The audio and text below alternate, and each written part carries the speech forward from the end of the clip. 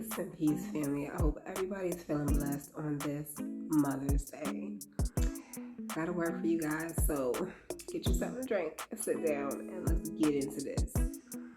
So the story I'm going to go into is the story of Leah and Jacob. Now, of course, if you know the story already, Jacob was married to Leah, but he was also married to Rachel. But we're going to start from the beginning because I'm sure this is about to touch somebody right in heart space. Let's get it. So when Jacob sees Rachel tending to her father's sheep, he falls in love instantly. He knew. He was like, that one right there. She's for me. Again, finding a good thing, right? He was like, that's going to be my wife. He goes to speak to Laban, which is her father, so that he can have this woman. He barters with him to commit to 7 years of labor to marry Rachel. And he was down. He was dedicated. I don't know nobody in 2025 dedicated to 7 long years of hard labor for a woman. Now, should you guys be maybe? But I don't know many of y'all who would have did it. But he made that deal because he was ready. He puts in his 7 years, ready for his reward. He goes to Laban, and Laban hits him with a curveball. Well, you're not from here, so you don't know how it really works. You know, here it's custom that the oldest daughter has to be married first. So you can't have Rachel. She's my younger daughter. But you can have my oldest daughter. And Jacob like, your oldest daughter? What do you mean? Deals for Rachel. Who's your oldest daughter? His older daughter is Leah. Now, from how it's described in the Bible, Leah had something going on with her eyes. So I'm not sure if she had, a lazy eye or what was going on. But he found her unappealing. He did not make the deal for Leah. He made the deal to have Rachel. So of course, he's upset. He's frustrated. But he comes up with a plan. You know what? I'll give you another 7 years so I can get Rachel. Willing to put in another 7 years. He's like, I don't want this wife. I want the other one. Laban takes the deal. You got 7 years of free labor. You gonna get both your daughters off?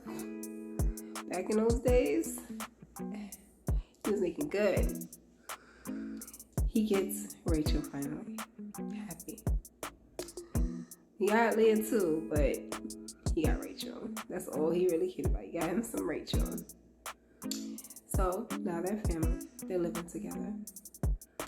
And he tries to have children with Rachel. And Rachel is barren. Sad thing. So they cannot make a baby. But come to find out, Leah is not. So Leah does get pregnant with his first son.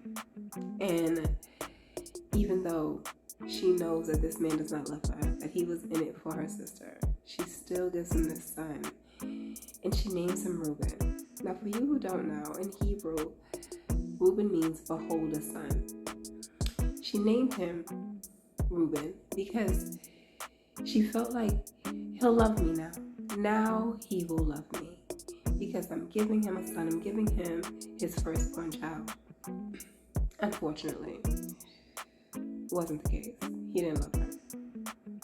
But they had a son. She goes at it again. She gets pregnant again. Another son. She names her second son Simeon, which means the Lord heard me, or he heard me.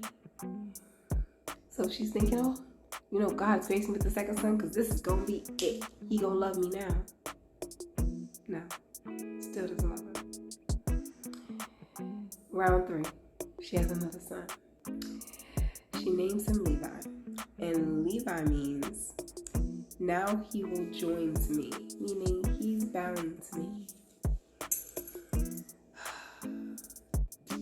Sadly enough, child number 3 did not commit this man to her heart. He did not join to her. She finally gives birth to her 4th son. And she's finally, I feel like, made her decision to accept where she is. And she names her last child Judah, which means I will worship. So she doesn't dedicate the son to her trials. She dedicates the last son to the Lord and commits herself to that.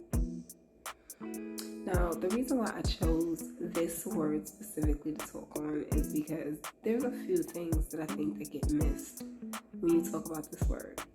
A lot of people go at it from the angle of Jacob. They go at it from the angle of Leah. They even go at it from the angle of living. But the real person here who was in their developmental stages, the lessons that needed to be learned was Leah. Now, many can relate about having a child and thinking that this is what is going to make their partner satisfied. That person's going to commit to me better. He's going to love me better. He's going to be there. This is it. Having that child. And you find out in the worst way possible that's not the case. That having that child did not change that man's heart when it came to you. That yes, he now has no choice but to take care of that child. Yes, he is in your life. But there is no more love than it was before the child was there. Now some women will go into the secondary commitment and have another child and think, oh, this is secondary blessing. Like now we definitely. And even child 3. Oh yeah, we joined. It's technically a marriage, even if it's not a marriage. I gave you kids. So you mine. I got rights to you.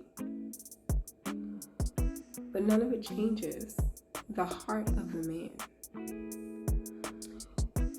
Many of us learn too late in life that having a child by a man is not ever going to make him love you more, or even less. That if a man's heart is not invested in your union,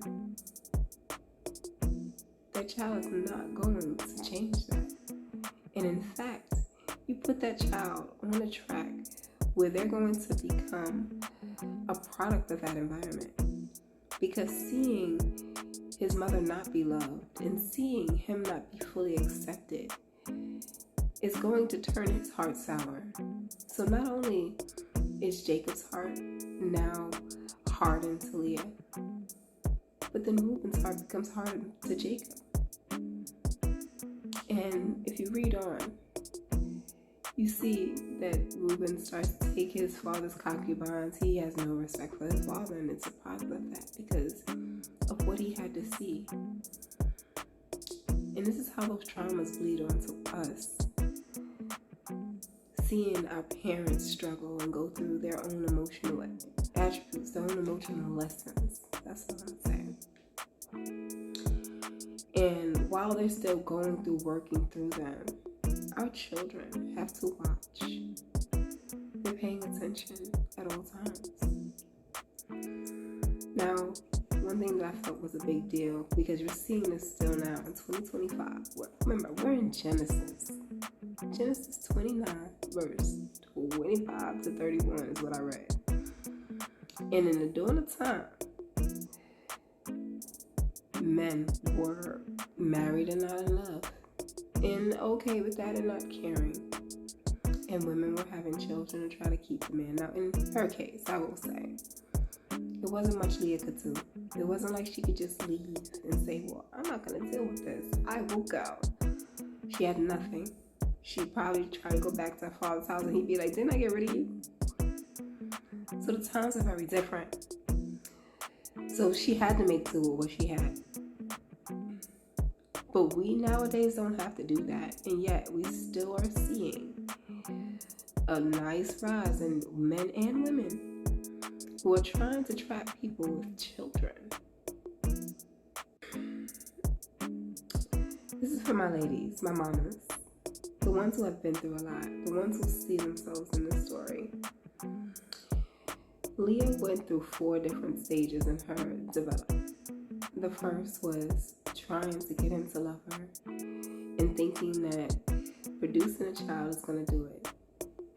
We know what phase some of us women have been through in that. Then it was feeling like, at least you see me, you hear. You're still going at it. We're still fornicating. We're still making babies. So there must be some love there. So you're trying to pretty much settle for the little bit of love that's there.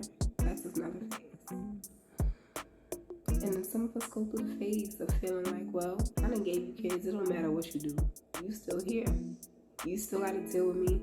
I'm still in your life. I'm still relevant. That's the word. Relevant. In any of those three phases, no one wins. But the person who loses the most is the child and secondarily the woman, because she loses herself. Now, of course, we need to go through lessons. And sometimes these are generational curses that have been in our lineage for eons. So we got to work them out, get them through. Maybe you're going to go through first stage and have a Reuben, but then skip and have your Judah, because you know better. Sometimes you're going to go through all four stages. But regardless, you always want to get to a point where you accept yourself. You recognize that even if he did love you, your validation comes from you. He can never love you more than you love yourself. So if you don't love yourself, you can almost discount the fact that he's ever gonna love you. Now, me personally, I love living in my Judah phase, because one thing I will tell you about having children, regardless of if the partner's there or not, your children will teach you how to love. And if you pour that energy, that love, that nurturing into them,